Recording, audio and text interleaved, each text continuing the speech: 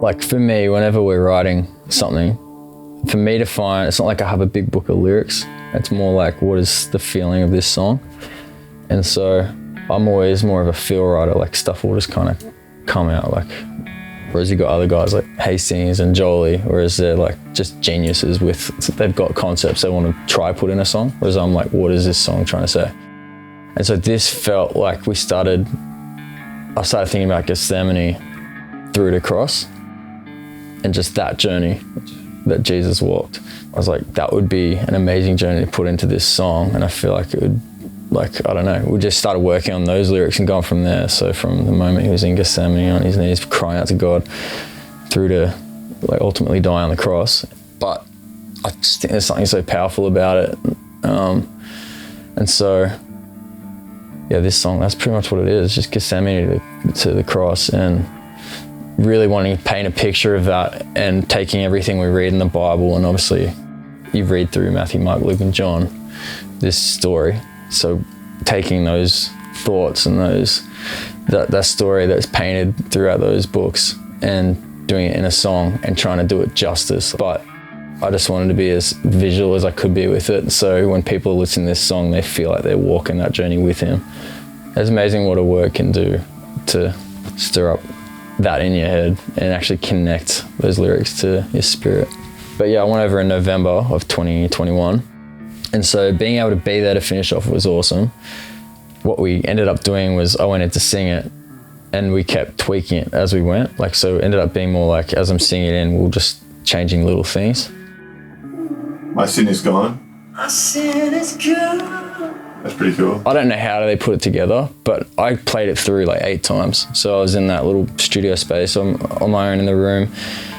It was pretty much just me playing it through. And because that was the feel, like the demo was always something we loved so much. You get demo-itis with certain songs. And this one was one of those songs where it's like, I want to replicate what we did in that one take here in Sydney and do it again as the actual take. And everyone was on the same page, but it just really was just me just going and playing it, and just the actual song you're hearing, if you see the visual with it, that's the actual recording of it. I was a little bit nervous because like, we're going to do this tonight. It was just like, we're doing it. I was like, all right, so what am I doing? And they're like, no, you're just going and playing it. I was like, and that's the take. Yeah, that's the recording. I was like, cool. And like, I'm like Nathaniel, one of the guys we work with who's always filming stuff, he's so easy to be around. So he was just a fly on the wall, just doing his thing. But I wasn't nervous. I wanted to do the song justice. So I was like, I want it to feel like it did when I first sang it out with Aodhan, and it was just really worshipful, and it was real. And so I think it was real still at the time because we just kind of finished the lyrics, so we're working on it still. Lifted on high, crucified, he who knew no sin, the Nazarene, the Son of Man. Lifted on high, crucified, though he knew not, what's that scripture?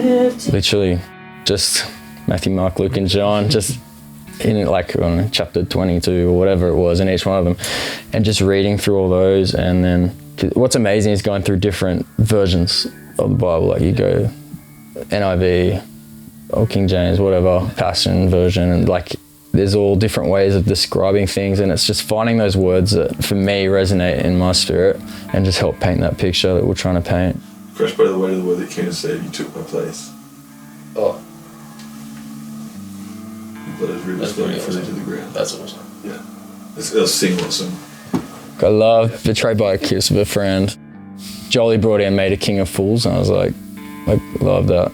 Because I can't remember what we had, but it was something similar. But it was just, again, that's what Joel does to a lyric. It's always like you're seeing what happened, and then you put yourself in the picture. So you go from like describing it and singing it and painting a picture, and then you go back to what you went through to love me. I'll never understand what blows my mind away is you love me as I am. You put yourself in the picture, you remind yourself like this is what he did for us. That's what he did for me. And so that's what that section's meant to do. I'm still going through it all. They call for Barabbas. Like I genuinely love it all.